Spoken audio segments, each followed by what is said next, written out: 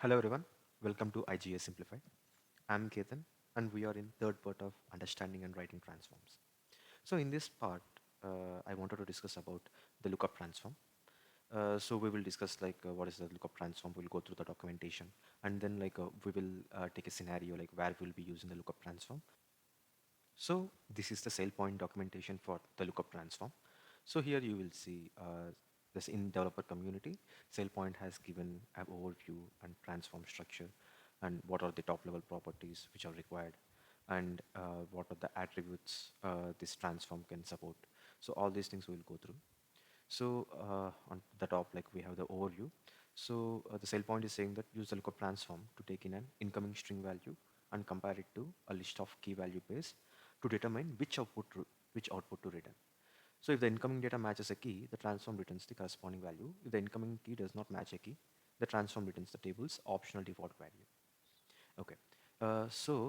Normally this lookup transform, it will support key value pairs. So when I say key value pairs, what does it mean is so this is a key value pair. So USA is the key and Americas is the value. So how this transform work is, so the transform takes input in the form of a string. So it expects a string value, and based on the string value, so the transform will search if the string which is passed as an input, so is part of any of the key values here. So for example, if we pass FRA, so the transform will check like if FRA present here. So since FRA present here, so this is the key, and the transform will return back the value which is associated with that key. So in this case, it is EMEA. So whatever the value the key holds, so that value will be written back as the output of this transform. And we also have a optional default value. So the default value is recommended to be used in the transform because so sometimes what will happen is if we are expecting different types of values, and if we can't mention all the values here, then uh, and also if sometimes we can expect something like errors in the spellings or some in uppercase or lowercase. So in that time if we have a default value, then whatever if the input string does not match with any of these keys, USA, FRA or AUS in this case, then automatically as a default case, sale point will return, this transform will return back the value of the default key. So this is an optional attribute, but still it is recommended to use so that if a unknown input is passed to this transform. And so let's see the top level properties. So type is required, name is required, name of the transform, and type is lookup. Requires periodic refresh, it is an optional value. And when we go to attributes, the attributes is table. Table is the required attribute. So the table object holds the key value pairs which the transform needs to check and return back. And we have an optional value, optional attribute, that is input. So input, we can give an inline input kind of. So here what happens is, so if we look at this transform as an example, here we have the attributes, and inside the attributes we have the table, and inside the table we have key 1, value 1, key 2 and value 2, and default as a default value. So here this transform is expecting an input from outside. So that is like if we are using this transform, this particular transform in identity profile or any provisioning policy or within any other transform. So here this transform is expecting a value from outside as an input.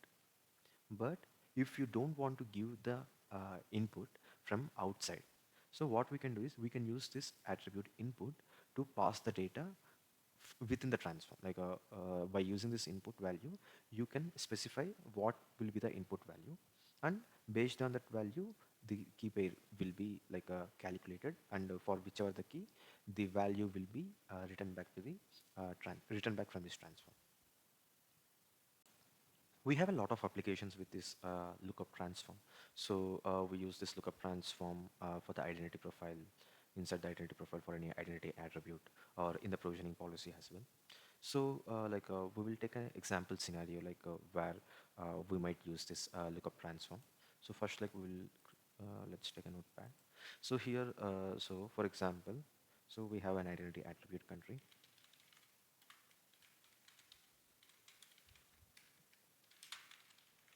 So for this identity attribute, we need to like take the value from HR feed. So the HR feed, the identity attribute, sorry, the account attribute is also country. So source name is HR source, and attribute name is country. So here, what will happen is this country, this attribute will have multiple values. So something like different types of values. For example, if this attribute is a text field, then instead of a drop down, then the user can mention different types of values in the name of in the country attribute, right? So for example, so if somebody is from United States, then they can mention something like America or America or US or North America, something like this, they can mention. So if any user is from America, then they can mention their country as America or North America or US. So they can mention, because if this field is a text field instead of a drop down.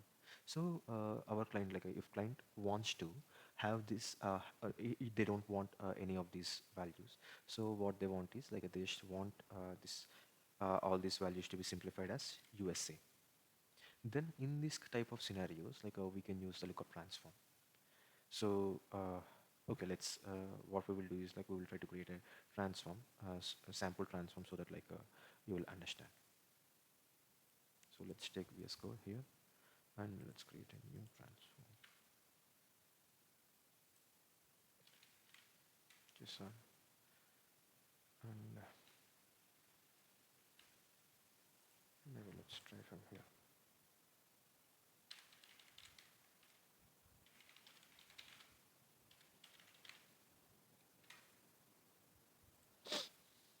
So here what I will do is first we need to give the type. So type is lookup. Hmm. So yes, the name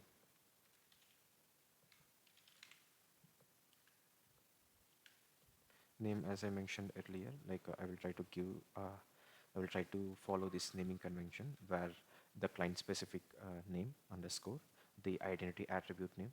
So that is country. I will be using this transform for country.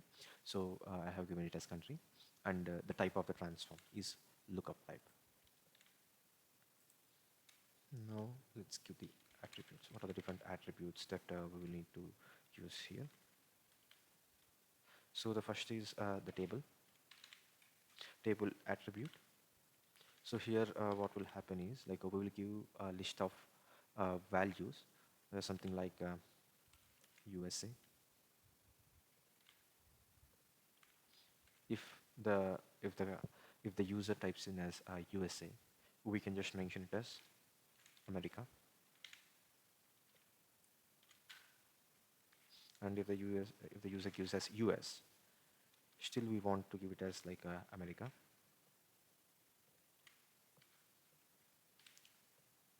And what could be some other value